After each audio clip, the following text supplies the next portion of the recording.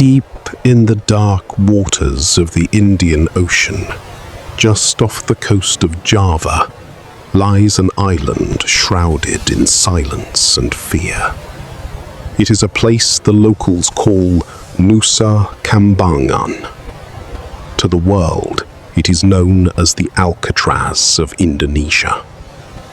But this is not just a prison, it is a fortress of no return. A limestone rock surrounded by shark-infested waters and a jungle so dense it swallows the very sunlight. If you find yourself here, it means you have reached the end of the line.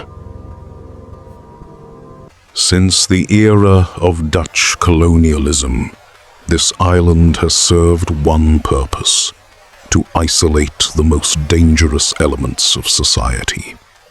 The walls are not just made of stone and concrete. They are built with the weight of centuries of suffering.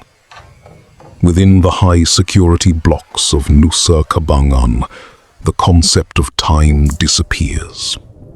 There are cells where the sun never reaches, and the only sound is the rhythmic dripping of water and the distant echo of iron doors slamming shut.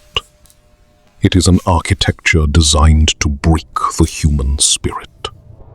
But the prison walls are only half the story. The island itself is a living trap.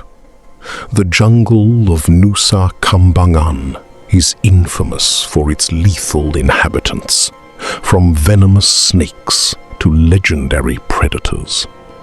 Locals tell stories of ancient spirits that haunt the deep woods, guarding the secrets of the island. Many have tried to escape these walls, but few have ever survived the trek through the green hell that surrounds them.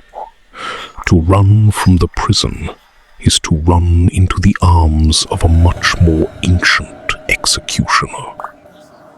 There is a specific place on this island that everyone fears: nearby. It is known as the Valley of Death. This is the final destination for those on death row. Under the cover of midnight, the chosen are led into the clearing. No cameras, no witnesses. Only the sound of the wind through the trees and the final click of the firing squad. The soil of nearby has tasted the blood of some of the world's most notorious criminals. It is a place where the weight of judgment is absolute, and the silence that follows is deafening. With so much death and isolation, it is no wonder that Nusa Kambangan is considered one of the most haunted places in the East. Prison guards and locals report hearing phantom footsteps in empty corridors and whispers in languages long forgotten. Some say the spirits of those executed still wander the beaches, searching for a way off the island that they could never leave in life. The static on the radio, the unexplained cold spots, the island itself seems to be a giant recording device for human despair. Modern technology has only made the island more impenetrable. The new super maximum security wings use biometric scanners, 24-hour surveillance, and total isolation protocols. In these silent blocks, prisoners have zero contact with other human beings. It is a psychological experiment in sensory deprivation. No voices, no faces, only the white walls and the sound of your own thoughts. It is said that in the silence of Nusa Kambangan, men don't just serve time, they lose their minds. The island of no return remains a dark stain on the map, a place where the law ends and the abyss begins. It stands as a grim reminder of the darkness we are capable of and the price of total isolation. Whether it is the spirits of the past or the prisoners of the present, the energy of this place is undeniable. As you listen to this transmission, remember, some places are not meant to be visited. Some signals are meant to stay buried. This is Static Horizons. Join the archive. Stay within the signal. Deep within the island's lore, there is a chilling omen known to the guards and the locals alike. They speak of the white butterfly. It is said that when a prisoner is marked for execution, a single white butterfly appears near their cell, a silent messenger from the other side. This small, delicate creature serves as a ghostly contrast to the brutal reality of the limestone wall. For many, it is the last beautiful thing they see before the long walk into the dark woods of near Baya, a symbol of a soul preparing to leave its earthly cage. The island's history of imprisonment is ancient. Hidden along the coast are the ruins of Karang Bolong, a fortress built by the Dutch to guard the island's secrets. Giant iron cannons still point toward the sea, now rusted and choked by the jungle. These ruins are a reminder that Nusa Kambangan was always meant to be a cage. The stone walls here have absorbed the cries of rebels and prisoners for over a century.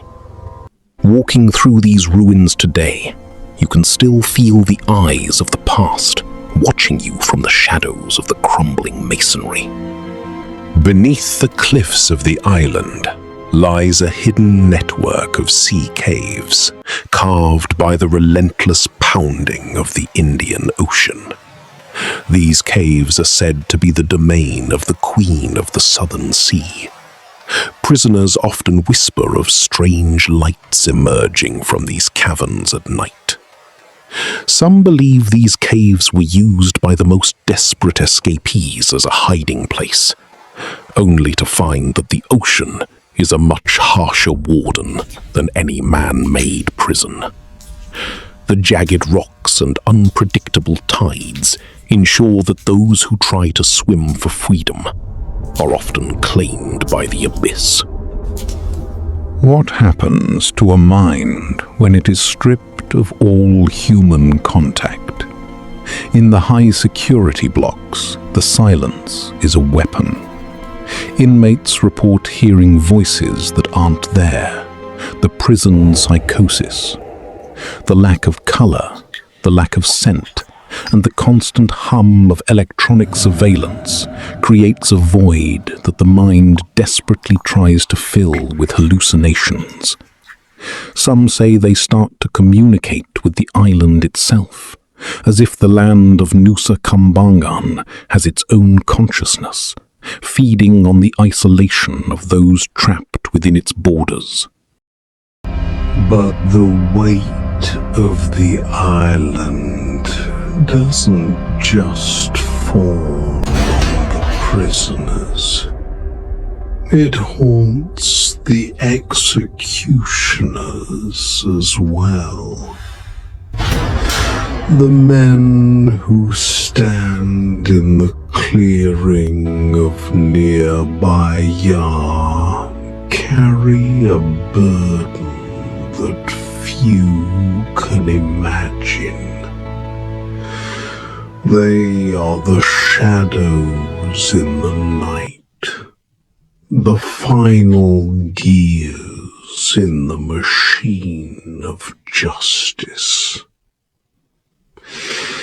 It is said that no one leaves Nusa Kambangan truly whole. not the inmates, and not the guards. The island claims a piece of everyone who steps onto its soil. As the boat leaves the pier and the island fades into the mist, you realize that you aren't just leaving a prison. You are escaping a nightmare that will follow you in your dreams.